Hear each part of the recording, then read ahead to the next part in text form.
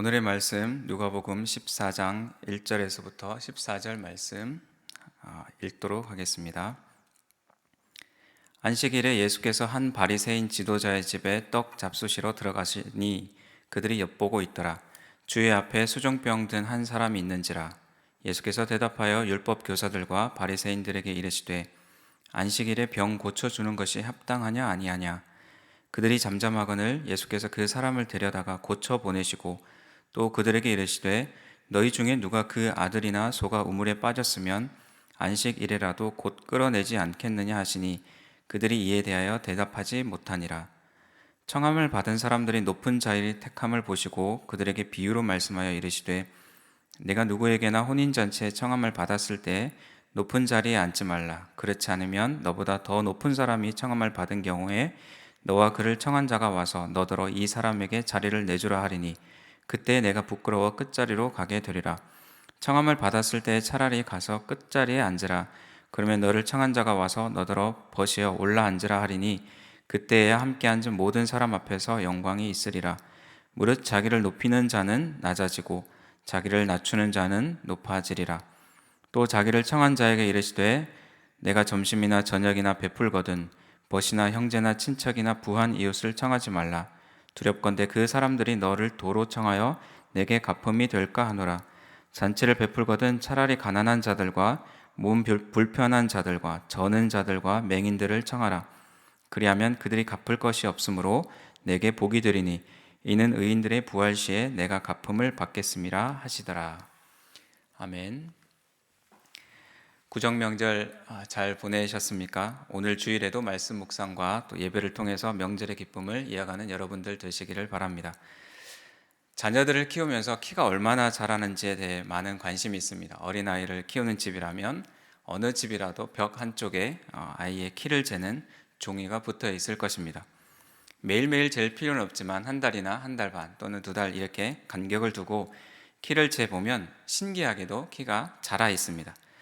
어제와 오늘은 같은 것 같은데 조금의 시간 간격을 두면 그렇게 변화가 있는 것이죠.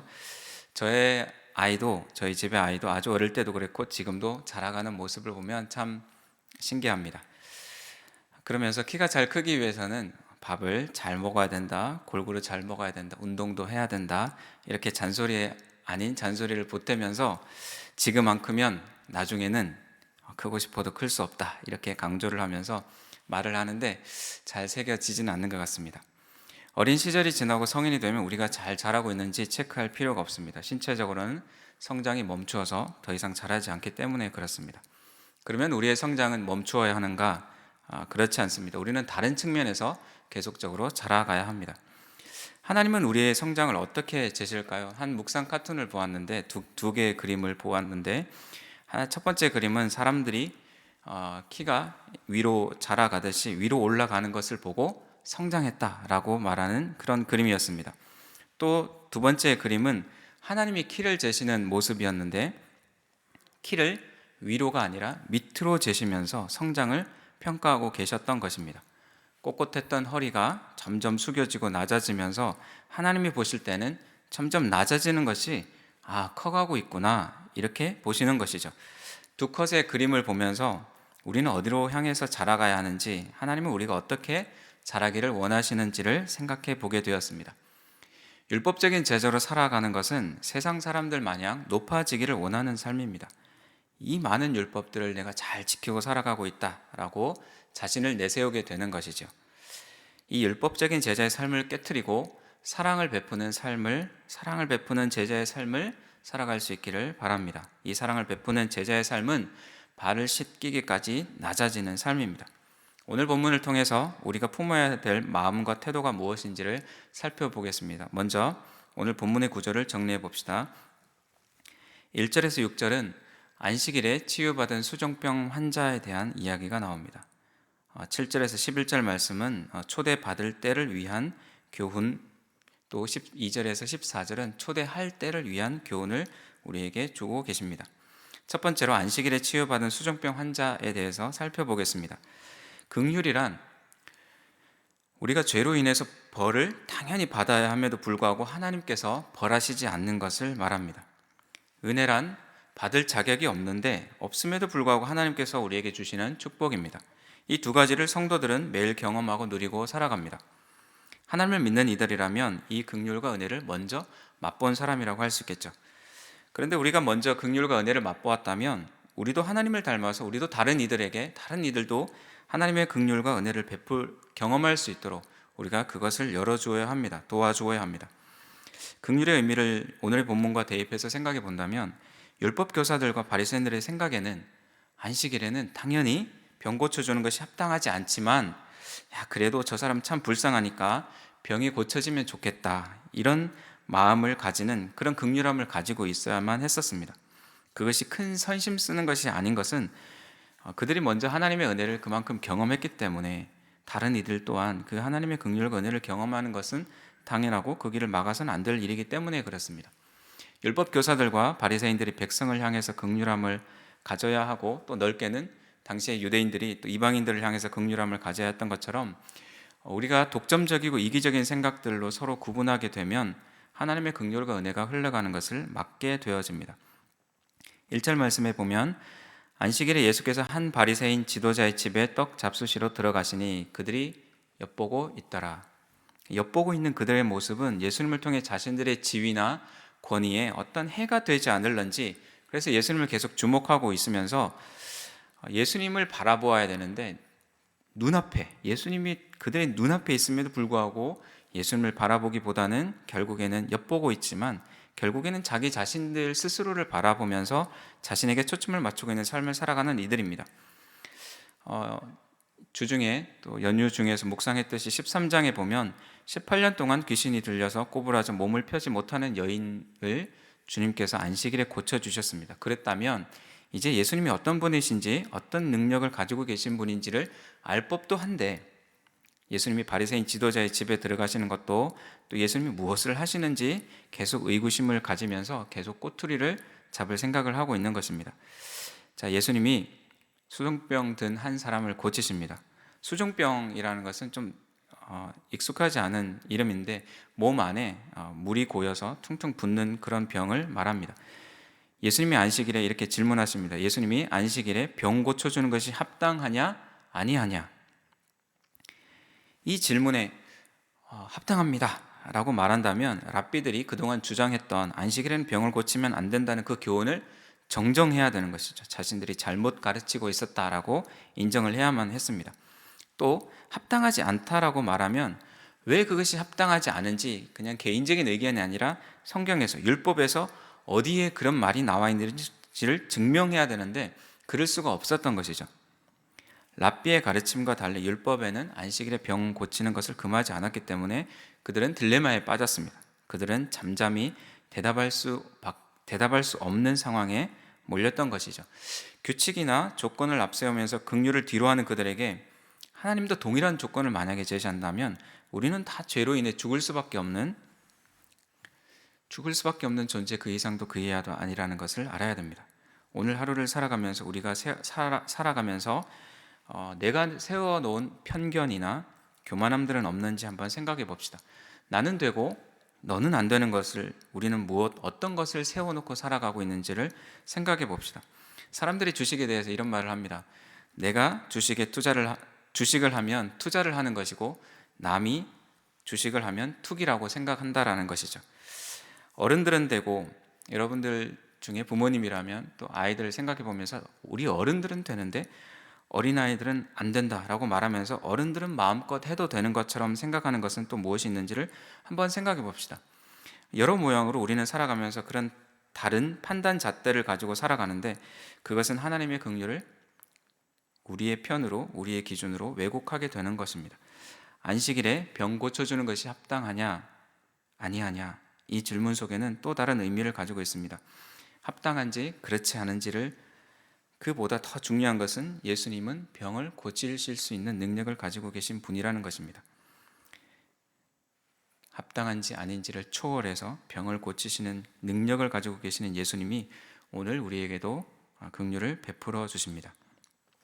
7절에서 11절에는 초대받을 때를 위한 교훈에 대해서 말씀하고 계십니다. 우리가 어떤 모임이나 잔치에 초대받았을 때 우리에게 주는 교훈은 간단하게 말하면 끝자리에 앉으라는 것이죠. 눈에 잘 띄지 않는 낮은 곳에 가서 앉으라는 것입니다. 왜 그렇게 해야 하는지를 오늘 본문 9절 10절에서 설명하십니다. 그래서 겸손해야 된다라고 말씀하시는 거죠.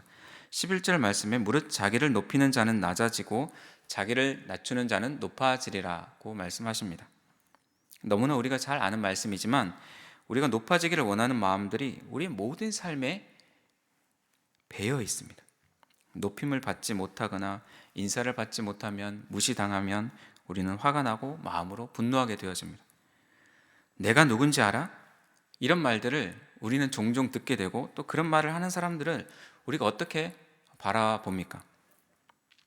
하나님이 우리를 어떻게 우리의 성장을 체크하시는지를 생각해 보았으면 좋겠습니다. 우리는 평생 낮아짐을 향해서 성장해 가야 됩니다. 뭔가 내세울 것이 없는 어떤 젊은 시절을 지나서 뭔가 인생에 있어서 많은 것을 이루어 놓았다라고 생각하는 그 시간들이 되면 낮아지기가 참 쉽지 않은 것 같습니다. 그렇지만 예수님이 어떤 삶을 살아가셨는지를 우리가 묵상한다면 우리는 당연히 주님의 삶을 따라서 참된 제자의 모습으로 살아가야 됩니다.